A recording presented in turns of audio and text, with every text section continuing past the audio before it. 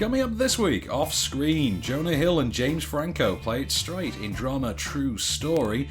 We get the inside scoop on what really happened with Tim Burton's Superman Lives in Kickstarter-funded documentary The Death of Superman Lives, What Happened. Marvel's latest adventure Ant-Man is upon us. Found footage is the order of the day yet again for the horror genre with The Gallows. And find out what it takes to look like Ryan Reynolds in sci-fi thriller Selfless. All of those to come and more off-screen. This is OffScreen. OffScreen.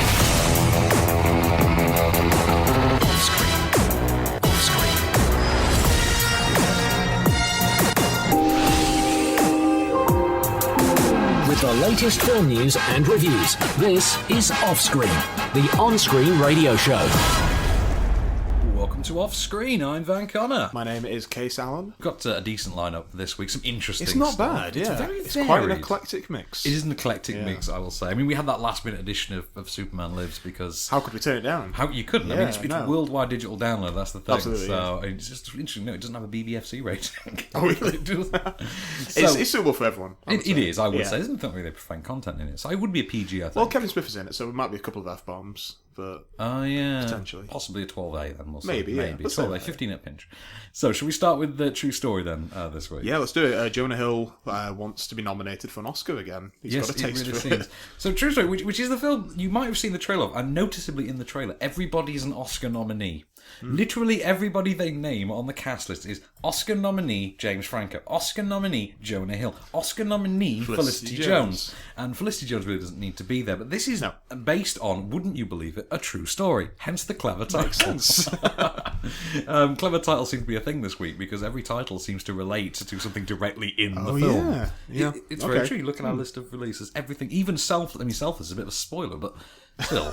Anyway, so True Story is the true story, wouldn't you believe it, of Mike Finkel, or Michael Finkel to give him his actual real-world name, who was a reporter for the New York Times, who was caught fabricating a story and then let go, only to then find sort of redemption in the case of wrongfully accused, a supposed wrongfully accused man, accused of murdering his family, and then stealing the identity of Michael Finkel to go on the run. Yes. In this case, Finkel is played by Jonah Hill. The man in question, Christian Longo, who's played by James Franco. The pair meet in incarceration, in Longo's incarceration, and Jonah Hill finds himself becoming the unwitting biographer of the man he believes to be wrongfully accused. But as always, there's a little bit more to the story than we're at first led to believe. Here's a clip. What are you writing? Sorry, it's a habit. First impressions? Yes, first impressions. What'd you put down? Brown eyes. That's not very remarkable. Sure, 70% of the world is brown eyes. I guess so. I don't. You know, there's a mathematical technique that will determine how ordinary a person you are. Not just your looks, but your whole life. Really? By my calculations, I'd say I'm pretty ordinary. So, True Story. Kase, you had the pleasure of this one. So I don't know if pleasure is the word I would necessarily throw there, but... Did you find it offensively bad? Or it wasn't offensively bad. It was just bad. I mean, it has gotten a lot. I'm not saying that it's slow because I like a good slow burn, and I like this kind of, is he a criminal? Is he the good guy? You don't really know. I mean, that kind of content reminds me of what's the Sean Penn, Tim Robbins, Dead Man Walking. Yeah, kind of reminded me of that, especially more. You just said Sean Penn, Tim Robbins. You mean Sean Penn and Susan Sarandon, don't you? Yeah, but Tim Robbins wrote and directed it, so okay. I don't know why I didn't say Susan Sarandon. Yeah, I could have done. Yeah, Tim Robbins. Literally the lead character. Not anymore. You've got to admit that as far as like slapping the audience over the head with a message goes, you don't get much bigger than calling your film a true story. Yeah. I mean, God, this is all. At least in the trailer, it doesn't say based on true events. There is that. I mean, do you remember when Scream first came out? It was going to be called Scary Movie originally, and then years later that became the name of the parody. So this is kind of conceptually weird. Conceptually, it's like a spongier John Grisham adaptation, but like not playing it straight quite as much as a John Grisham adaptation. This is, I say, spongier, slightly more popcorny. And that's the problem, because you've got two films at work here, and there is the one that wants to be the cliched Hollywood twisty-turny, is he innocent, is he not? Oh my God, what does it mean for me and my family? You know, the emotional... And then you've got the emotional character drama. And the emotional character drama is better than the spongy John Grisham adaptation. But having said that, you've then got the performances, which are so uneven. I mean, Jonah Hill, Jonah Hill, great. Thought Jonah Hill was fine in it because he's doing that version of Jonah Hill serious acting that I can take. He's kind of perfected it over the last couple of years. Moneyball, it's the Moneyball. Well, not Wolf of Wall Street, obviously. Oh God, no. That's the opposite end of the spectrum. Yeah, this is Moneyball mode. I would say for Jonah Hill, and then you've got James Franco, who I can't tell if he's. I can't tell if he's phoning it in or if he's so baked he genuinely believes he killed some people. And that's because he's clearly not taking it that seriously. He's just kind of sat there kind of doe-eyed. Yeah, you kind of just feel like he's just, I had a week off, I thought I'd do a film. That's it, It has that feeling to it. Most of his parts just take place inside one, maybe two rooms. Yeah, I'm just... You know what? Say what you like. You do some acting. I'll react. It's fine. It's basically the Oscars. It's all the same. Yeah. It is that. But this is what got me in trouble at the Oscars. And then you've got Felicity Jones, who I swear to God, she must be there purely to answer any possible concerns about homoeroticism, because this seems to it is basically a sort of, it's about the relationship between these two guys, and it's played in a pretty straight-laced, engaging enough sort of an enjoyable range of performances.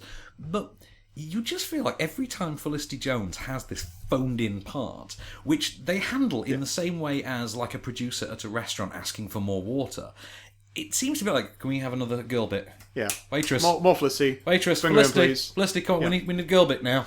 Just remind the guys in the audience that there are girls. It's a bit of a shame, really. She's a fantastic young actress. Yeah, I'd say she deserves so much better than this. Absolutely, it's quite obvious that this was a performance filmed before the hype for Theory of Everything began. Well, on the trailer it doesn't say Oscar nominee Felicity Jones. Does it? No, it just says Felicity Jones. Yeah, I think on the poster it might have been rectified now. Oh wow! Well, I mean, this is the thing. It's just got these two conflicting films, and you've got those performances in the middle, and the performances, even Franco's, are better than the mishmash that is the film itself.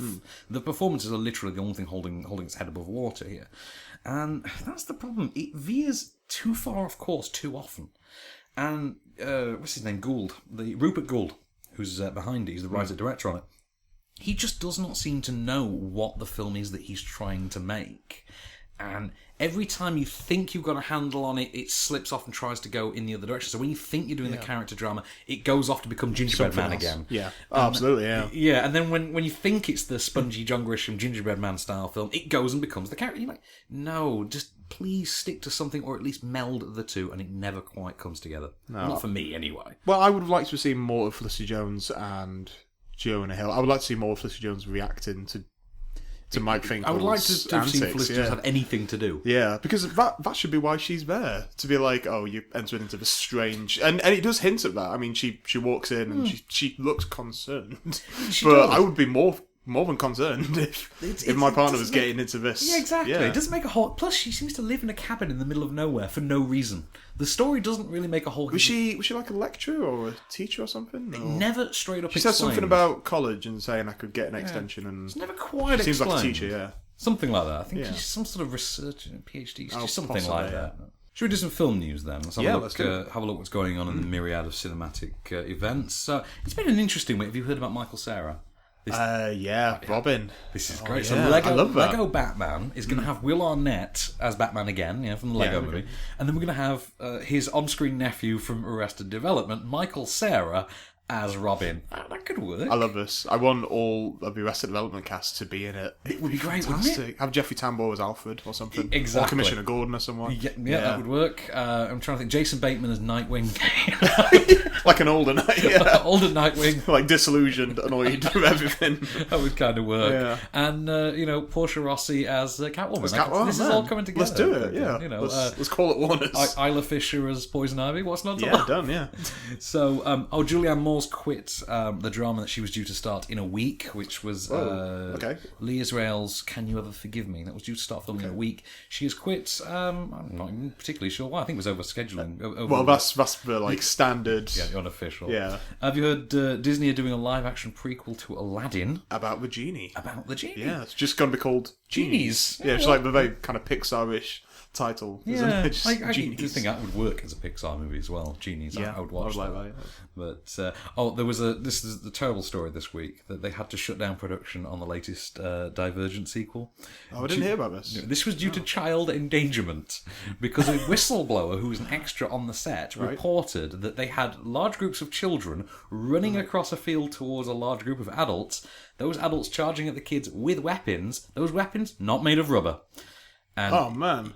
yeah, and it's like the kid apparently had to swing weapons and the kids had to duck under the weapons. Okay, and, yeah, not safe. yeah, not safe, and yeah, not cool. Summit Entertainment. How dare you? I mean, as if the Twilight movies weren't bad enough. You So we do like to cut corners, don't we? Well, I mean, it's not like they bothered hiring writers for the Twilight movies, so... yeah, there we are. Tilda Swinton has confirmed she is going to be playing the Ancient One. Yep, in, I'm absolutely on board with and that. I had to write my review of Trainwreck this because You didn't know? I You didn't know didn't she was in know it? Tilda Swinton is the boss in Trainwreck because She's got like a fake tan and... this is the thing because they showed this to all the journalists in London last week ahead of its US release. So all the critics in both the UK and the US saw it at the same time, and our embargo I think was more or less around the same time because Amy Schumer's on all the British magazines now, and the film isn't out until the beginning of September.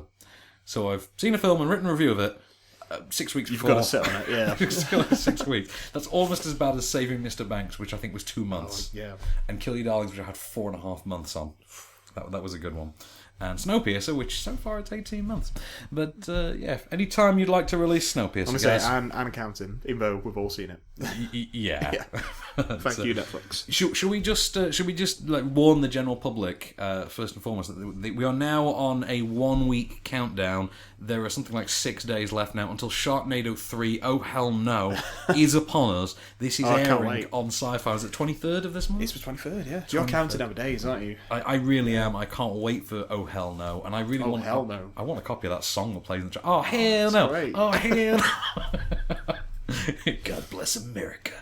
Thank you, Ian Ziering. Thank you. We have an interview with Ian Ziering to go up on the I've site heard at he's some point. the nicest guy. I've heard he's really great. John Dickinson interviewed him for us. And so we were quite happy about that. Yeah, apparently he's a lovely guy. Did you know he's in his 50s? No, really? Ian Ziering's like 51 or something. Tilda Swinton, 54. Really? Yeah. That woman is so crazy, well. yeah. 'Cause I'm convinced she just leaves a film set and goes back to like a bottle of preservative. Where she reverts to her natural embryo-like state with the face of Conan O'Brien. Hence the hair. Hence the quiff. So what else we got? Oh, Idris Elba is now officially part of the Star Trek Yes, he was cast. on. There was a charity video. This is it, yeah. Which is a cool way to announce. I think. It was. Yeah. I watched that charity video. I'm like, well, hang on a minute. Idris Elba's there. Yeah, he just What? pops up. You're like, what? It's the fact that I think he was there in shorts that it's like, really? He's taking this kind of casual. Dude could rock up to the Oscars in shorts and would still let him in. Really good. You know what I mean? Oh. He's just. Coolest news ever, because we mentioned Sharknado, and we've got to mention the Asylum's other upcoming film, which I think we've talked about, which is, this is going to be out in the summer of 2016. It's a film called Dead 7. This is going to be written and directed by Nick Carter of the Backstreet Boys. Oh, fantastic. And he's going to we have spoken about this. have. Yeah, we have. This is going to be a zombie western, which will team up members of the Backstreet Boys and NSYNC to fight zombies in the Wild West. Great. What's not to love there? I love that it kind of comes in between the release of the Adam Sandler Ridiculous rubbish, Six. yeah, Ridiculous Six, and then the remake of Magnificent Seven. Exactly. It's like So, yeah. fantastic in between. It's almost like they've scheduled a mockbuster way in advance, Yeah. which is kind of clever. John C. Reilly's confirmed Wreck-It Ralph 2. That's officially happening now. Yeah, I guess it's taken this long because we wanted to reserve the rights from Nintendo. I think I think something like that. Yeah, they want to get Mario on board, get Zelda on board. I think. Shall we? Well, one final piece then, because this is my favourite news of the week, just because it's so out there. Mel Gibson has been hired as the art director for a Chinese war movie. Yeah. And I don't mean it's a war movie about Chinese forces. I mean it is a war movie made by Chinese studios in China. Yeah. It's called The Bombing, and it's going to star Bruce Willis. It's going to star Bruce Willis. I think... Very odd one. I think they're just going to get paid so much money. Oh, God, yeah. That Chinese box office, that's big bucks. Dragon Blade, have you seen the trailer for that? No, I haven't. John Cusack, Adrian Brody. Oh, God. Oscar winner, Academy Award winner Adrian Brody, it says on the trailer. And he's got this big black mane. John Cusack's an Academy Award winner, isn't he? No. Is he a nominee? He's a nominee for Golden Globe, never an Oscar. Did you not get something for The Grifters? Way back No, when? no, he didn't. I don't believe so. It was a good film, though. But yeah, John Cusack was playing like a Roman soldier. I know, yeah. Anyway. Right.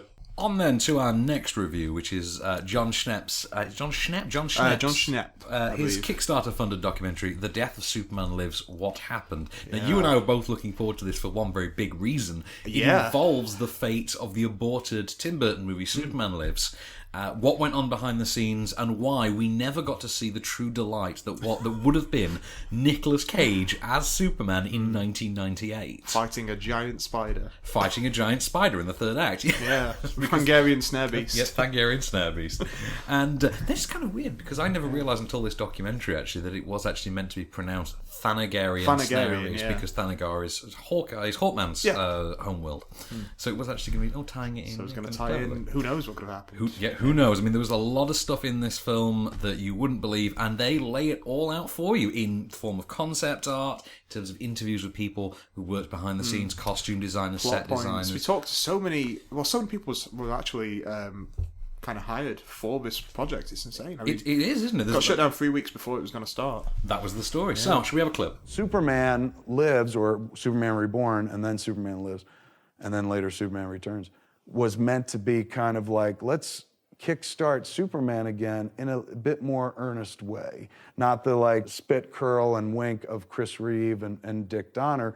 They wanted a 90s version of Superman, even though when I was writing, all I was writing was Chris Reeve. I thought Bryan Singer's version forgot to like put in action. Yeah, like he didn't get to punch anybody. He punched an island. So, The Death of Superman Lives. This has been coming for a while. We've because it was a Kickstarter project. We were talking about it quite a while ago. About a year ago on Kickstarter. Something like that, yeah.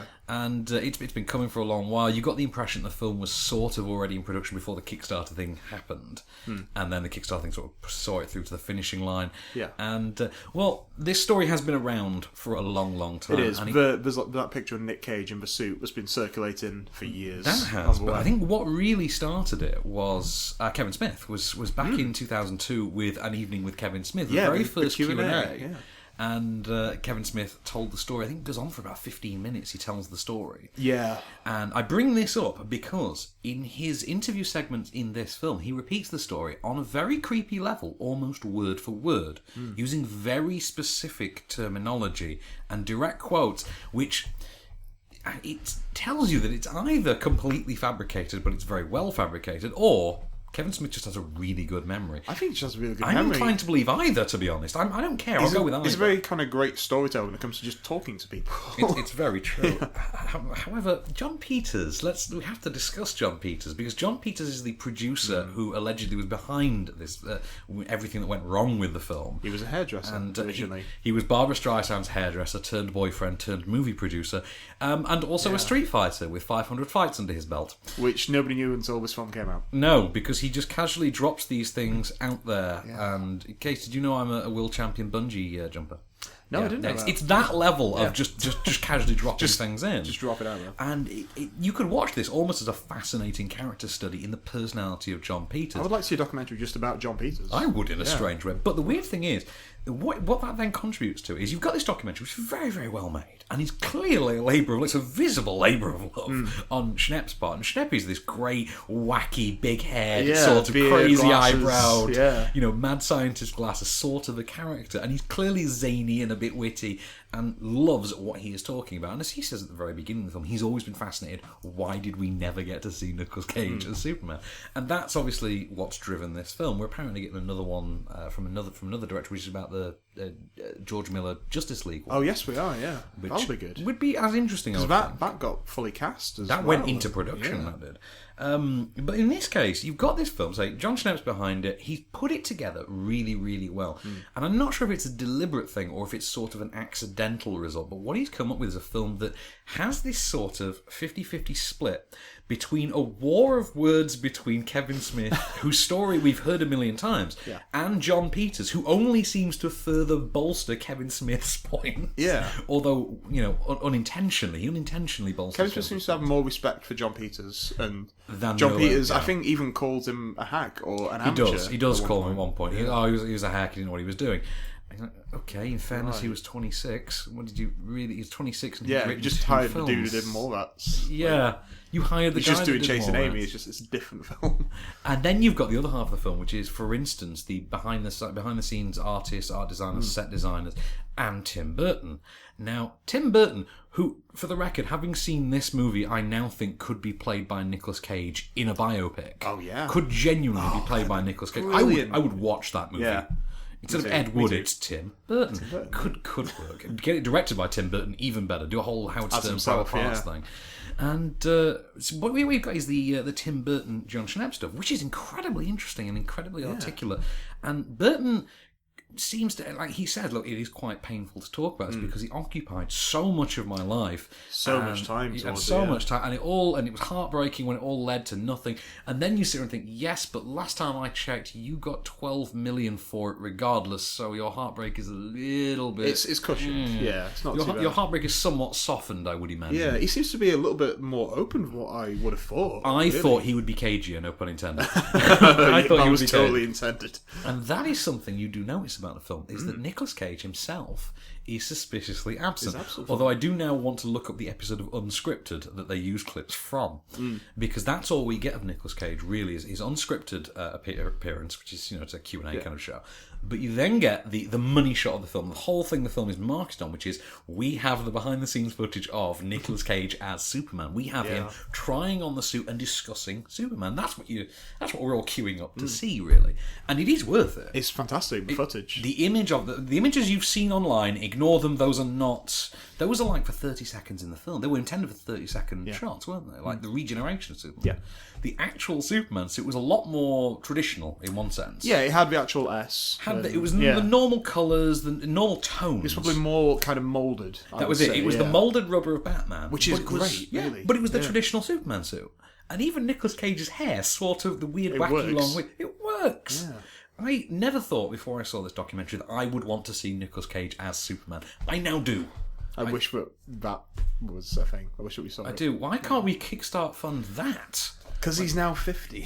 I don't care. I still want to see. Like, he could probably be Lex Luthor, which might be crazier. But that's would one of my work. favourite things. I didn't realise that there was a plan to splice Brainiac and Lex Luthor. Brainiac and Lex Luthor. Yes, Lexiac. that was in because Yeah. the script's on the internet. You can read the script quite yeah, easily. yeah. Because one of the things I always loved about the script is there is a corrupt senator named Senator Caitlin Bree, which, if you're a fan of the Kevin Smith Viewer Schooniverse, is actually somewhat. It's actually a character in them. But no, well worth a look. It's available now on digital download. I think it'll cost you $14.99, Something like that, yeah. thereabouts. Definitely worth checking out, particularly if you've ever wondered what this would have been like. Let's end it by saying there would have been a movie in which Nicolas Cage, as Superman, and under the direction of Tim Burton, would have punched Christopher Walken in the face.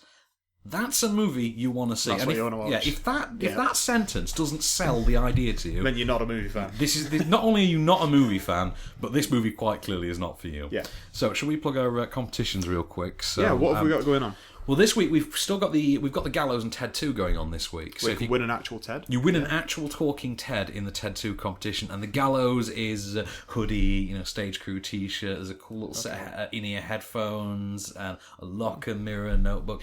And so you just go on to onscreenfilm.com, competition It's all on section, there. all on there. You can enter on there. There's no question or anything. Just pop your details in on the site, and hey presto, you might win something. You never know. Okay, our next review then. Should we have a look at The Gallows? Which is I understand you weren't a massive fan. I wasn't a massive fan. This is the latest found footage horror film, so, on that basis alone, I'm already not a fan. The found footage genre is a genre that persists. It just persists it will never end. And yet, there's only like 2 or 3 examples of good ones in the whole little subgenre. So you've got the Gallows. Before we get into all that, you've got the Gallows, which is the story of... Bear with me, Case, because this is going to sound ridiculous. I'm ready. I'm sat down. So you've got small town high school in Midwestern town America. Okay. Right. In 1993, we're shown through VHS camcorder footage, and there is the school is putting on a play. It's called The Gallows. It involves, wouldn't you know it, a hanging. It's a love story, and there's a hanging involved. And the young actor who goes and puts the rope round his neck is accidentally hung and killed in front of an entire packed auditorium. Right? Okay. That's bad luck, that. That is bad luck. Flash forward 20 years, and this same high school has decided to do a commemorative performance of the same exact play. Yes, your eyebrow... Poor taste. Poor taste, isn't it? Exactly. You think, what? Who the... It's like wearing a Jurassic Park t-shirt to Jurassic World. It is. It's like wearing that, yeah. I respected what they did. They just needed dinosaurs. In this case, they just needed Gallows. Turns out that was the problem. It's incredibly poor taste. There's clearly no PTA in this universe either, and that kind of tells you from minute one what sort of terrain you're on with this film. So 20 years later, you've got this commemorative performance which is being put on by the school drama geek, who's meant to be this sort of unapproachable, stiff nerd type, but in actuality is played by a complete fox because low budget Hollywood, low budget horror and ... movie. This all culminates, of course, in said drama student, her would-be love interest, who can't quite admit that he's into her and that's why he's in the play, his best friend and his best friend's cheerleader girlfriend, all stuck in the high school overnight, being hunted by, apparently, the ghost of the student who died on stage in 1993. Here's a clip. Come on, don't hang up, Dad. Don't hang up. Where's that coming from? It's my phone. It's in the locker. It's in the locker. My dad's calling. You gotta get it open. I keep ringing. Don't hang up. Get out of the way. Get out of the way. Hello, Dad. Dad. Dad, I'm sorry. I'm at the school. Dad. He wants me. He's coming for me. No! Wait! What is this stupid play? So yes, the plot synopsis should have you... I mean, you were visibly... I'm not sold. You're visibly not sold. John Dickinson was more or less destroyed by this film. He was heartbroken. I understand he was actually quite looking forward to it. He was quite excited. He was, and I got back from London late last night and went to this. I didn't get to. There was only one press showing of this. Would you believe? Only one. Having seen the film, I can now understand why. Well, as few people as possible to see it. Yeah, I can understand why now as well. This is really, really bad. But instead of just playing like a really poor movie, what it actually plays like is the greatest hits of really poor found footage horror movies. And the thing about that is it has this celebratory, yay, found footage feeling. You start thinking, this subgenre has done nothing to earn this. No. There's no feeling of having earned this at all. And what you're left with is a by-the-numbers checklist of, right, we've got to do this bit from that movie, we've got to do this bit from that movie, this bit from that one. And it is, you can literally piece it together. It's like a pick and mix. Yeah. It is a pick and mix, and it's all stitched together, and like a hangman's mask, funnily enough. And then you get to the actual... I mean, bear in mind, this starts on that concept of the school has put on the play from 20 years ago, which, as you pointed out, with no prompting from me, you have said, that's in poor taste. In poor now, taste. Yeah. This is the thing. That's within 5 minutes of the film starting, you're already thinking... Somebody would have an issue of that. Like, if there were any actual characters in the film, would have take some severe, umbrage with... It's so bad. But because the core concept, the school putting on the play, because that is so convoluted and incomprehensible, that doesn't make for a great foundation upon which to then build an entire narrative, because basically the ground is shaky to begin with. You then got this cast who seem to be like 99-cent store versions of other actors.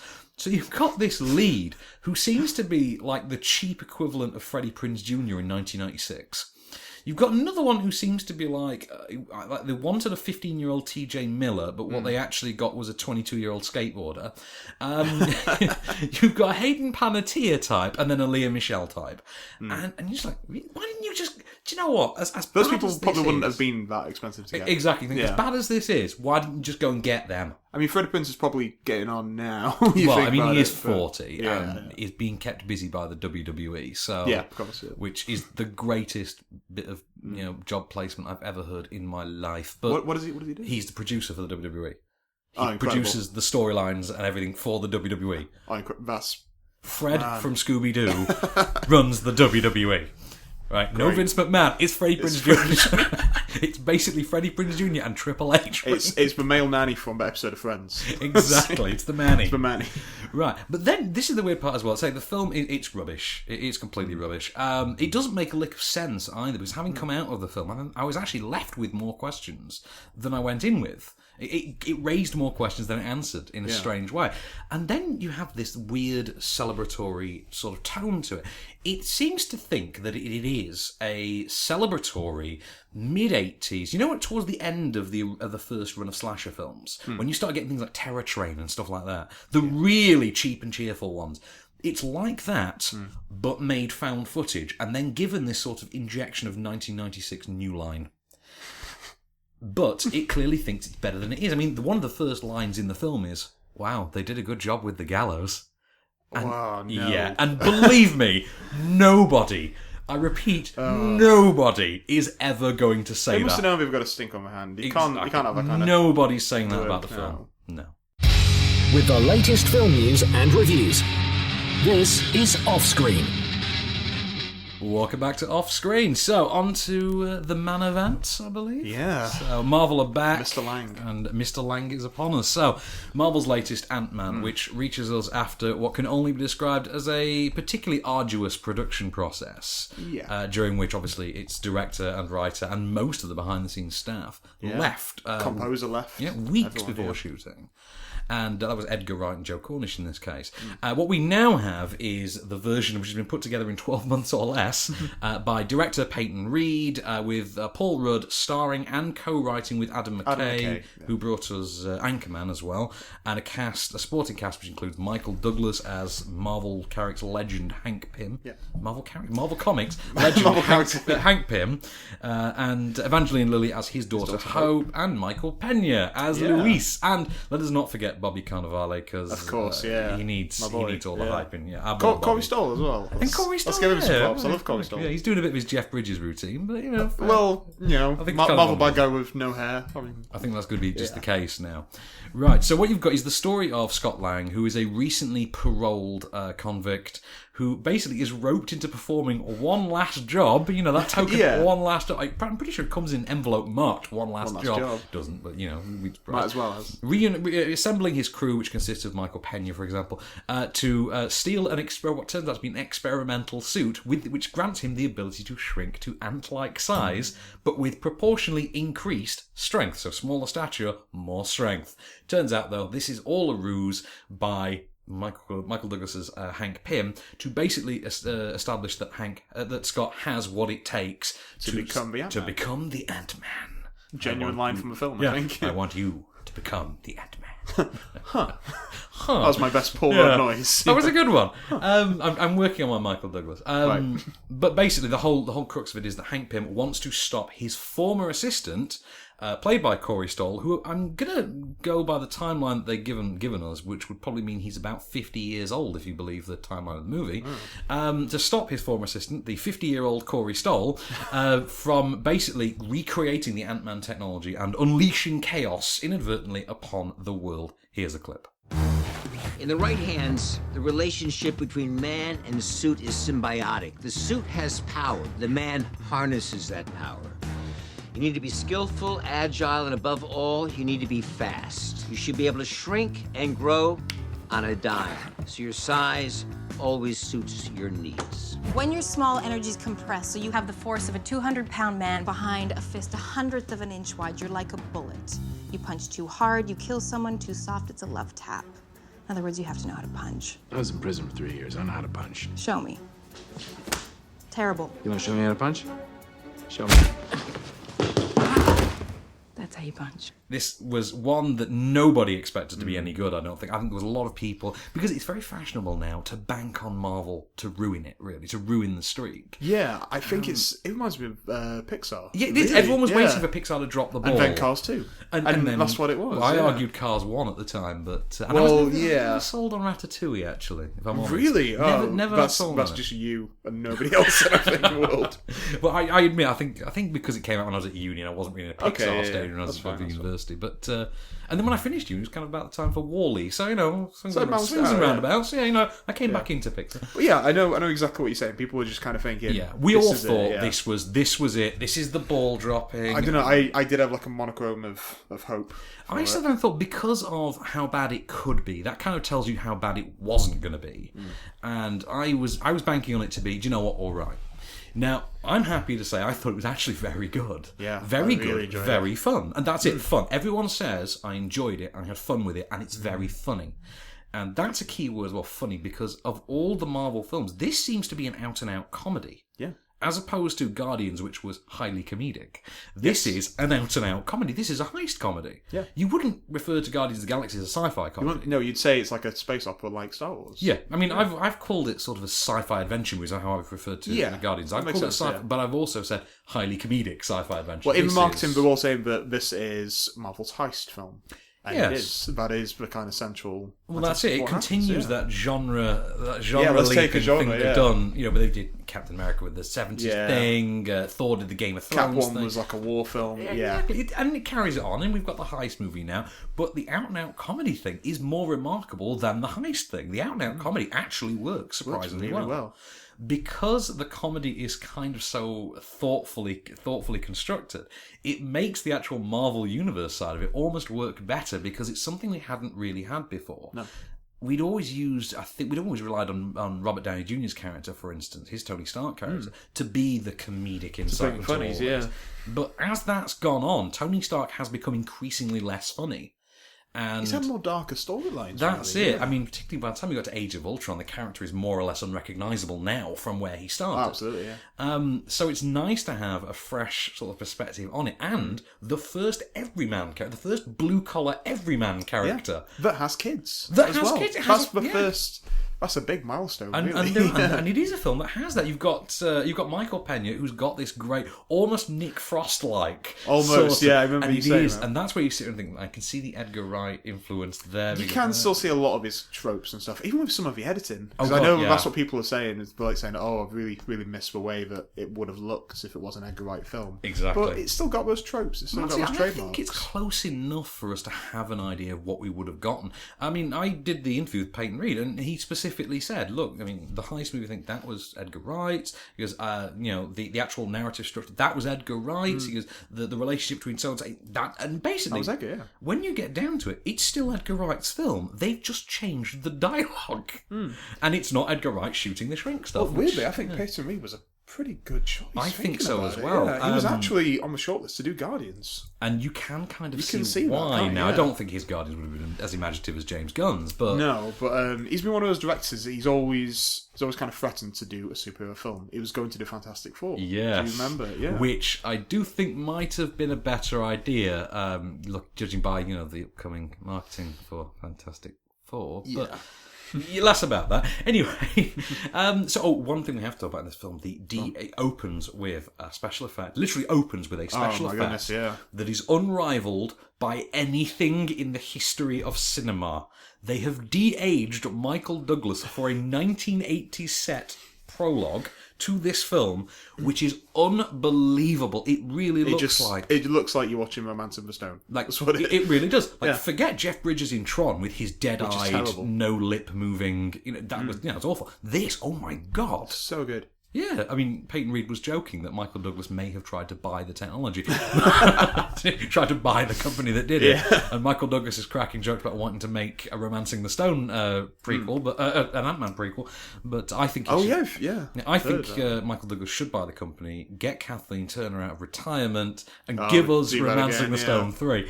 A lot of fun. I did enjoy this film. I had a lot of fun with it. I was laughing. I was cheering. So with a packed audience, everybody was doing the same. I don't think anyone disliked it. The worst I've heard anyone say is it was all right, but that was in a minority, and that person was trying to be pretentious.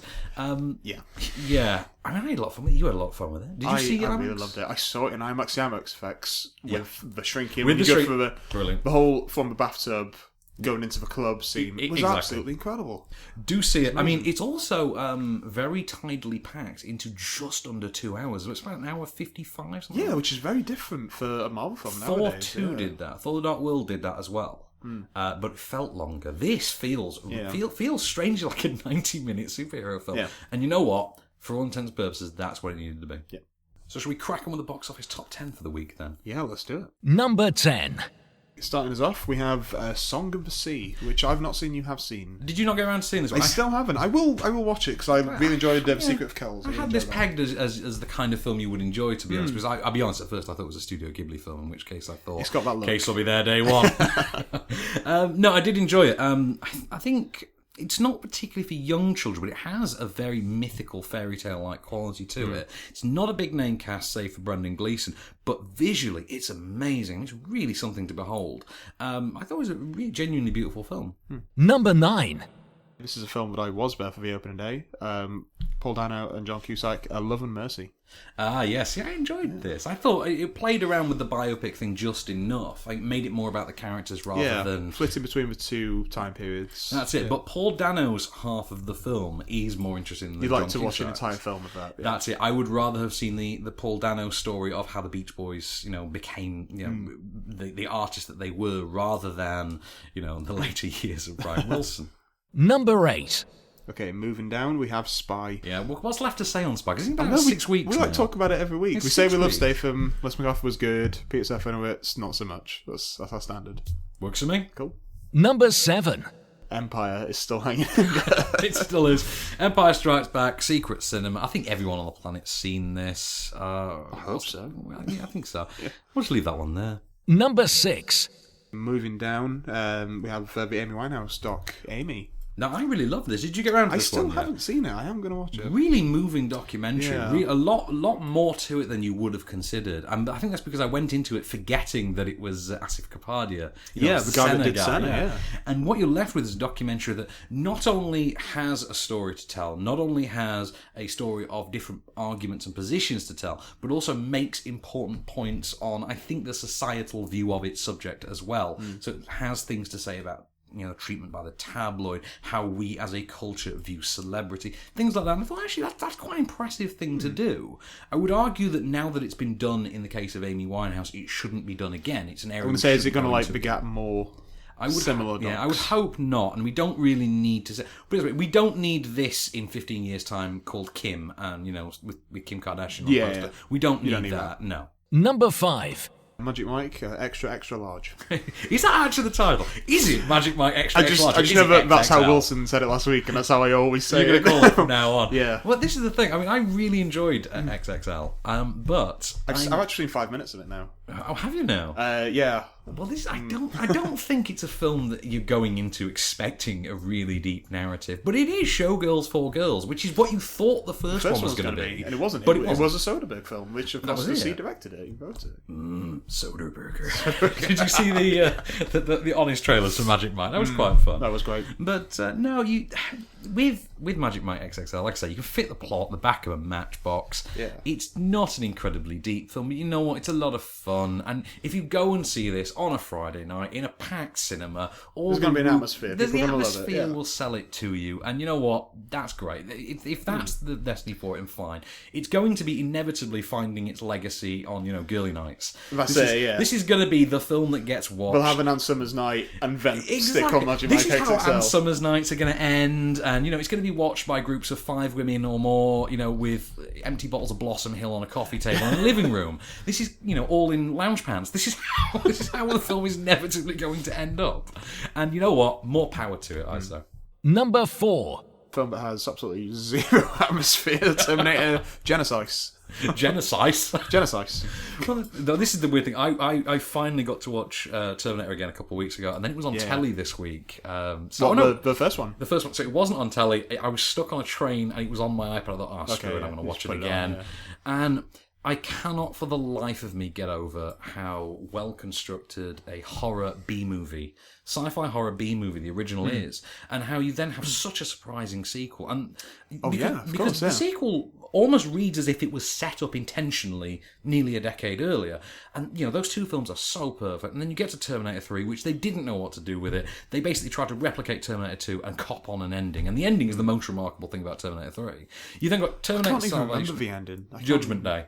Essentially, right, Judgment okay, Day yeah. happened. You're like, oh, okay, cool, we finally go. Yeah, that's okay, that's cool. Yeah. And then logically, the next one was Terminator Salvation, which is Christian Bale doing some growling in the future, Doing some growling in real life as well.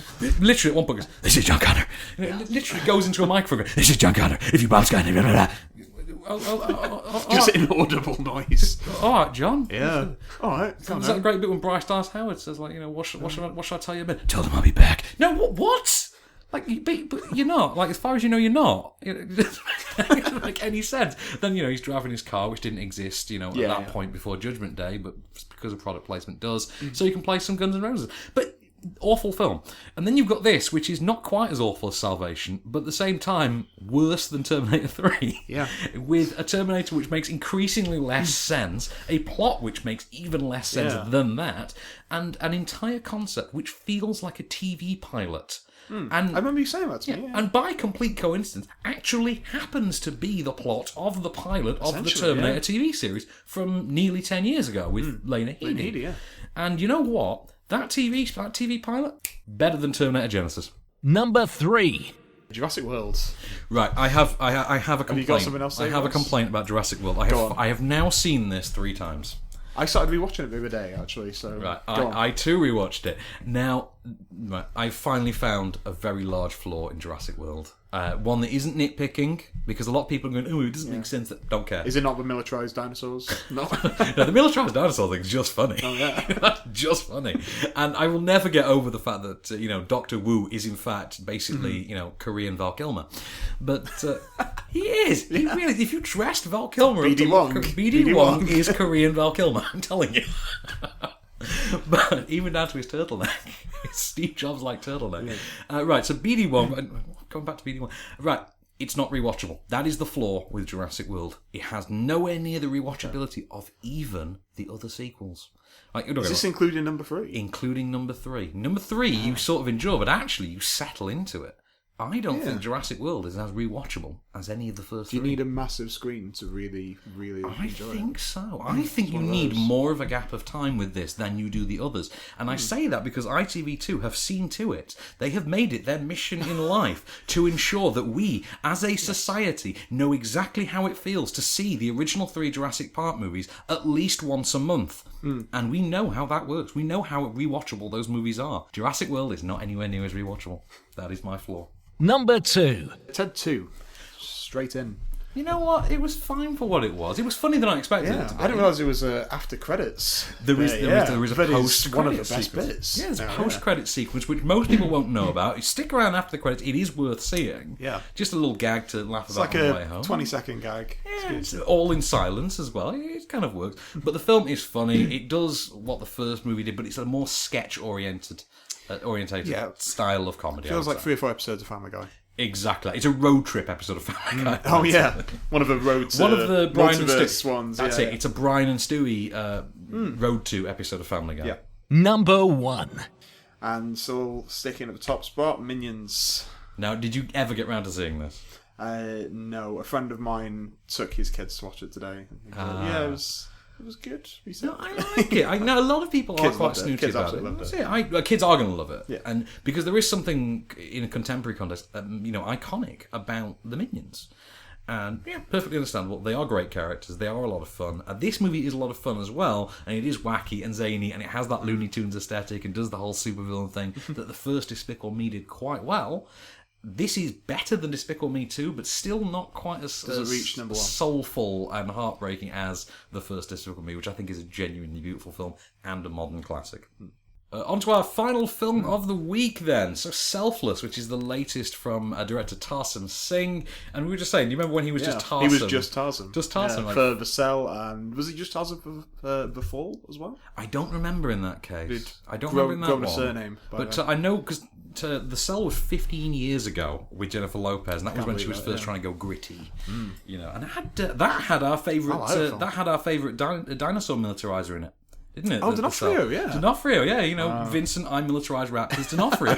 He crops up in everything now. He does, with his militarized raptors. Anyway, so in this latest one, which has a sort of Looper-type feel about it, really wants to be Looper, it's the story of a dying property tycoon played by Ben Kingsley. He's got terminal cancer, he's on the way out, but he's not quite willing to go down without a fight, so he turns to an exclusive and very shady medical practice who are exclusively deal in a practice called shedding, in which they take a perfectly healthy mind from an unhealthy body and transplant it into a specially grown young, healthy body.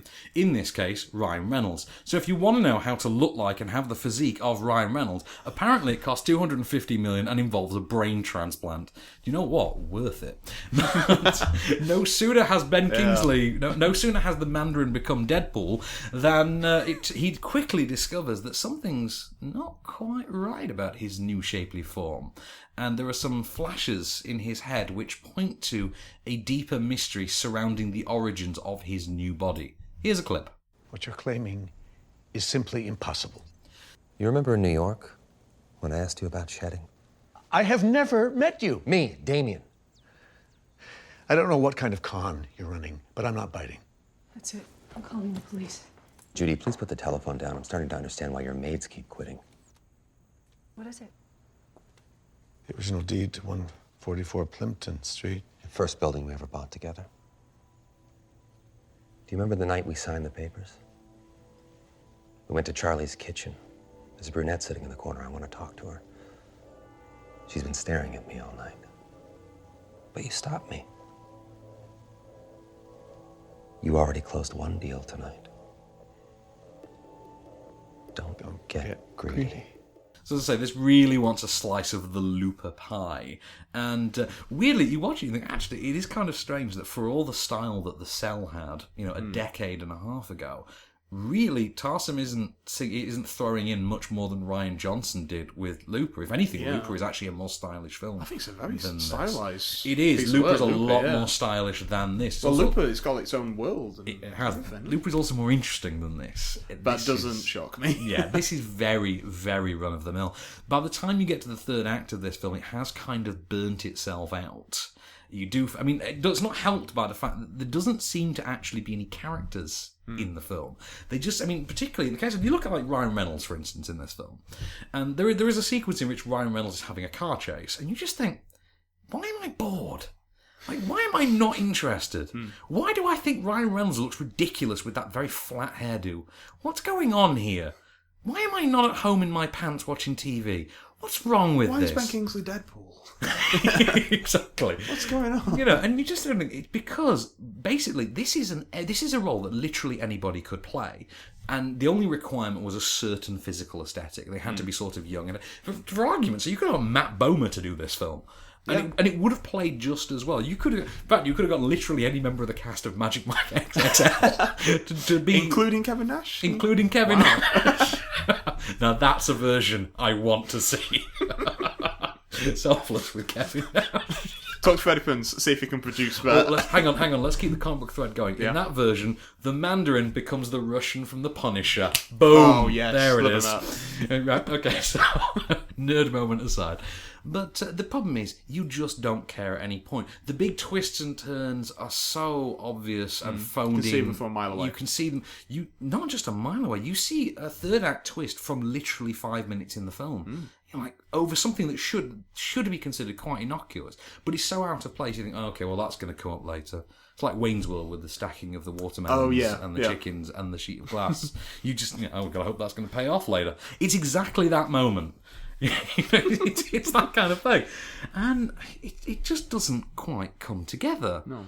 And throughout it all, you're thinking, it's kind of slick. It's kind of cheap and cheerful. And yes, it is the most recent. It's only the most recent example of Hollywood trying this Twilight Zone style mid-budget sci-fi thing. Like Limitless and Gamer, and you know what I mean. I know what you mean. Not micro-budget, but mid-budget, 40 to 50 mil type Twilight Zone episodes. Yeah, not quite like A-list star, but they're not kind of bankable people. They're not chucking in Jupiter Ascending money, but they are doing Looper money. Yeah. You know, they're throwing some Looper money. We're going to get a Dread or a Looper or a Gamer or a Limitless out of it. Fine. You know what? I'm all for it because at least it's not a massive Hollywood film with massive stars that's too over the top. It's a small scale, relatively stripped down, pacey thriller.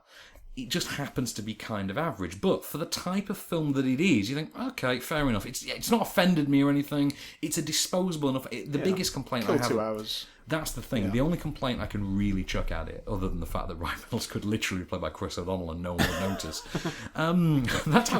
That's how innocuous. It could be Sam Worthington. You wouldn't care. Jai Courtney. I knew that was going to be next. Do this. I knew it was going. Oh, Joel Kinnaman. Joel Kinnaman. Yeah, Joel Kinnaman. Scott Eastwood could do this. You know. In fact, Liam Hemsworth could. Anybody from Suicide Squad, but it's not Will Smith or Jared Leto. Yeah, anybody from Suicide Squad who isn't Margot Robbie. Yeah, you know, one of the famous bankable ones. Yeah, exactly. Anyone from Suicide Squad that you could hire for $100,000 would do this movie.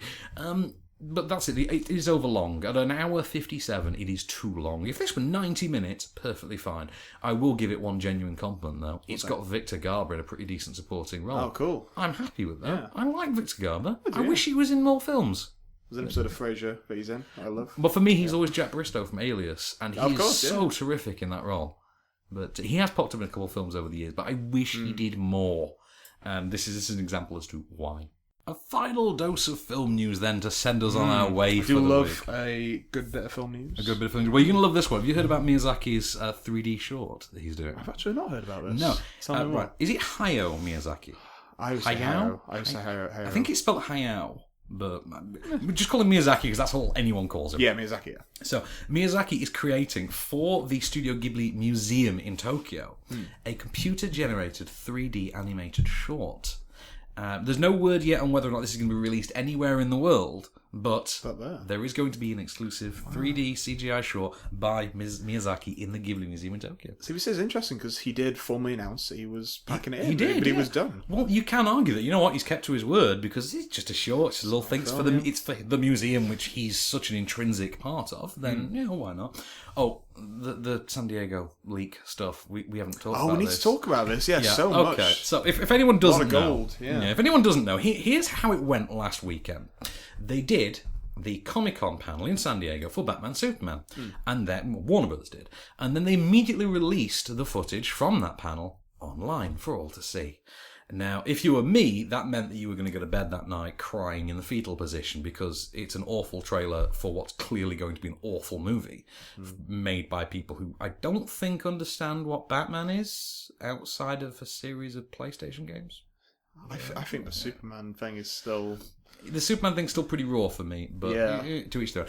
Get some colour. But this was exactly. But this was made worse by they then did the Suicide Squad panel, and there was footage shown, and that footage. Well, that's it. They did not release the footage.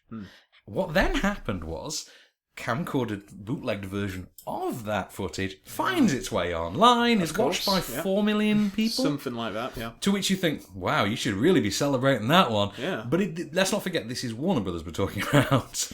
And not as happy-go-lucky as Marvel. Yeah, they're not quite that cheerful about it. No. And they put out what can only be described as the most passive-aggressive press release you've ever seen, in which they basically said, here you go, you ungrateful gits, here's the footage in HD.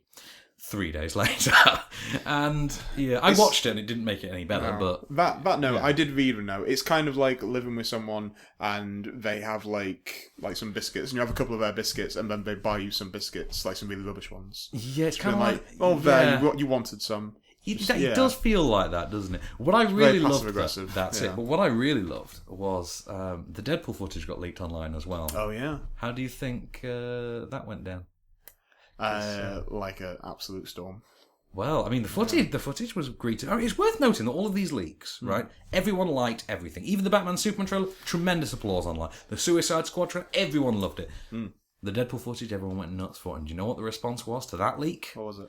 Ryan Reynolds went out and said, tell you what, 3 weeks' time we're going to release it in HD. Until then, enjoy. Amazing. And you think, wow. Yeah. Okay, Ryan Reynolds, I'm glad you're not that bland. Team Deadpool's marketing campaign has been fantastic so far. Just the things they've been putting just on Twitter for the cast has been wonderful. We think there is actually almost limitless marketing potential for Deadpool. Given that he's a fourth wall breaking character. He's talking straight to... You know what I would do with that if I were Fox? What's that? Whenever I would put out fake trailers, like for real films.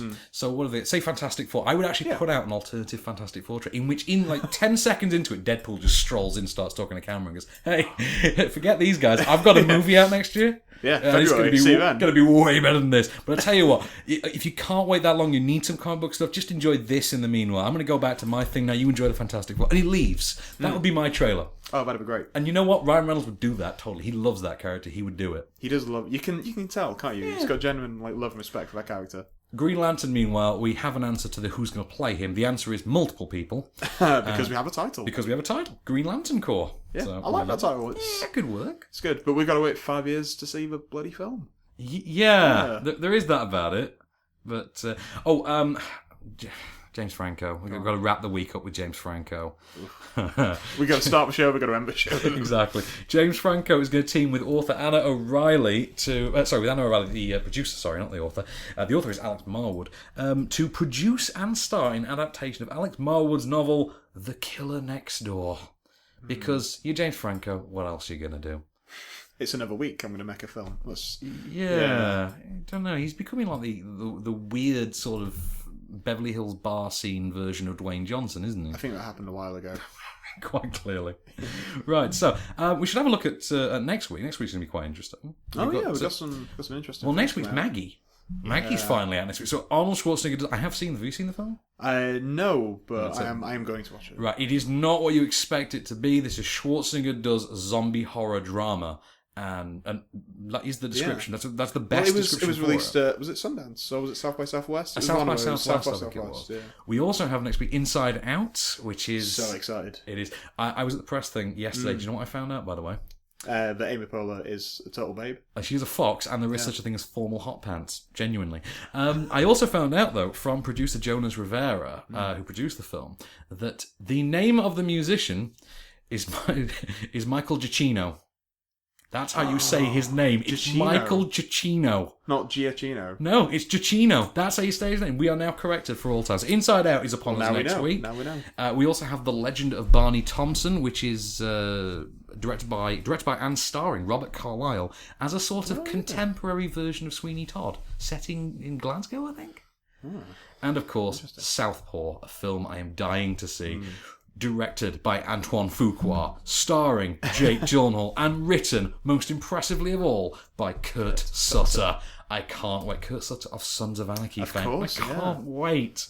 So, all of that to come and more next week off screen.